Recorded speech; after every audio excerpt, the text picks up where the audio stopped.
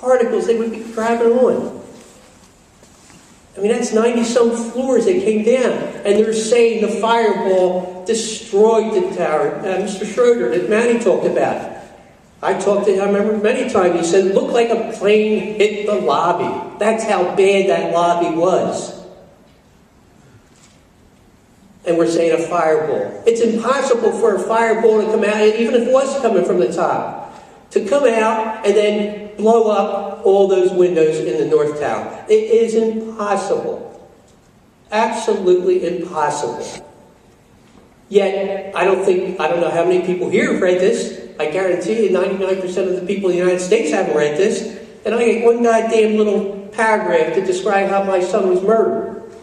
That's it. Right there. That little stupid thing. They're saying, well, 2270, lobby and basement were all destroyed because of our stupid-ass fireball they keep talking about.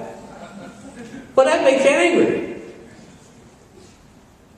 So with that, talking to the doctor, my son's doctor, not his doctor, the one that's examining him, we sat down for an hour, and he had drawn his body figure and explaining all his injuries.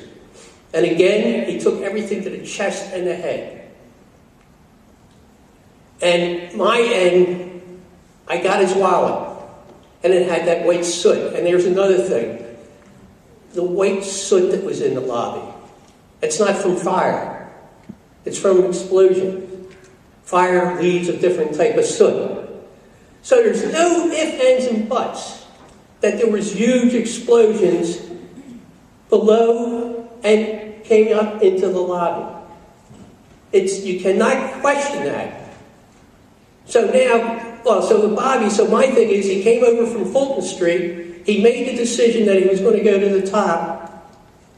Now, we got no phone calls from him, and I would think if the plane had hit, he would start running, so certainly there was no injuries to his back. Back of his skull was intact, and he had post-mortem burns.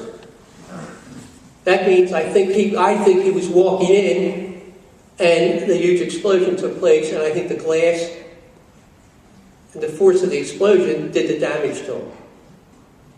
And then someone finally picked him up and took him to the morgue right away, and again, he was one of the first 10 bodies. So I'm getting to the point, I could care less who did this. I know what the truth is. But again, people will look at me, what do you know? I'm not at college, I'm not working at Princeton. I wish the Princeton people would come out. I know Falk, he has come out and he feels very strongly about what happened on 9/11. But the thing is, people look at me and, Lee Hamilton, again, if I had seen Lee Hamilton when he said this, I was on a TV show with him from Canada, and he says, well, I think Bob's really speaking from emotion and he really doesn't have his facts right. Yeah, son of a bitch, if I would have been there, I would have strangled him. And there's a man, Lee Hamilton, and I don't want to get too far, but Lee Hamilton, I sat in his office with the Jersey girls. This is after the first report came out, the Blue Book. You had, I think, 28 redacted pages in it. And we were talking to them, and we wanted to know, why did they redact 28 pages about the Saudis? Here are the Saudi Arabians, they left the country. All of the hijackers supposedly came from Saudi Arabia. Well, we wanted to know what the hell's going on here.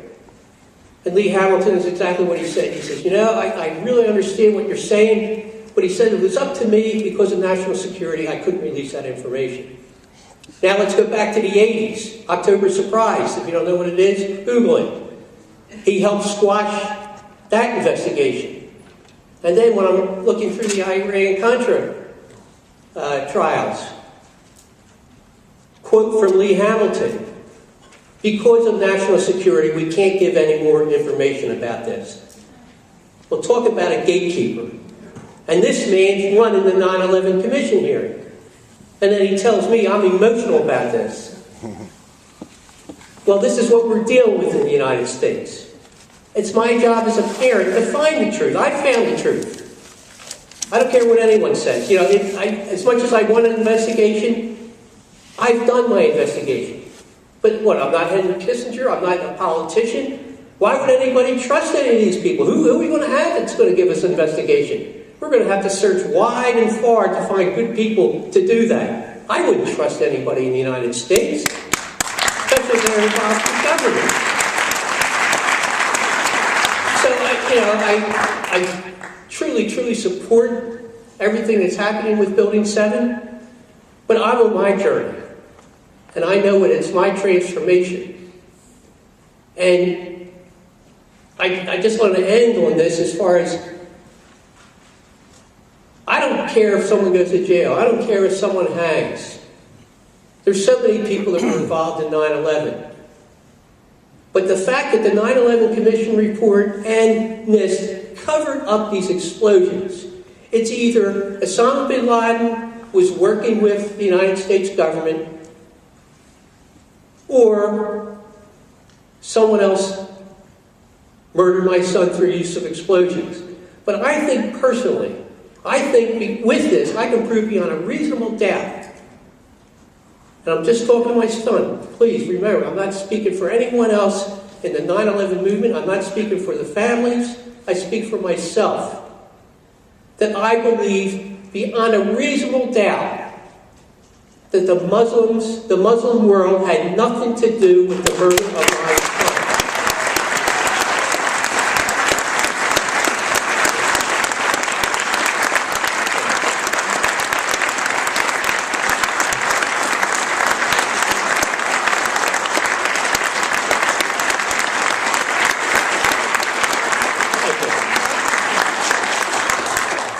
And that's important to me, because I've had the opportunity. I said, I spoke at a conference in Bogota.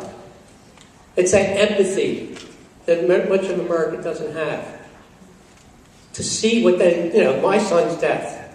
But then to talk to the people, I went to, it's a conference in Bogota, 2005 I think it was, on violence around the world. People from Bali were there, Chechnya. And then talking to the people in South America, Central America. I still try to work with the SOA, School of Americas down in Fort Benning. I've spoken down there. That, as Valerie was talking about, the innocent victims of the world. Because not just the United States, this is the way governments work. It's pure Machiavellian. All governments, not just the United States. Again, I don't care if they convict anybody for 9/11. But this is what has to stop. This is what people have to look at. That's why you have to study history. How many people have died since World War II? And innocent civilians dying. As Valerie said, wars used to be fought between soldiers. Now nothing but innocent civilians. And we're talking millions.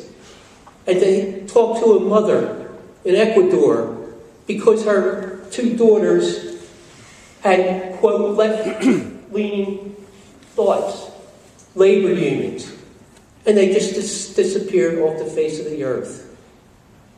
The black woman living in Colombia.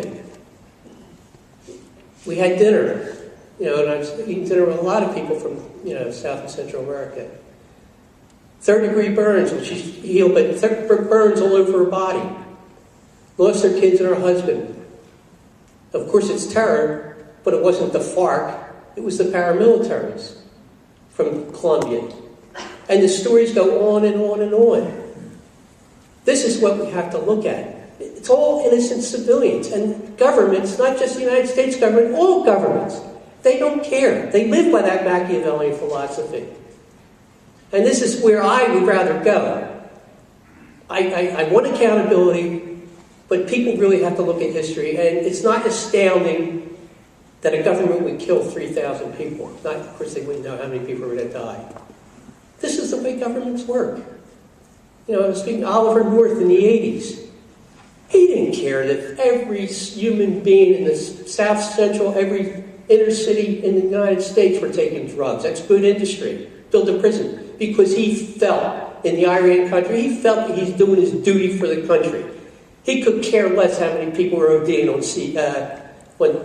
crack.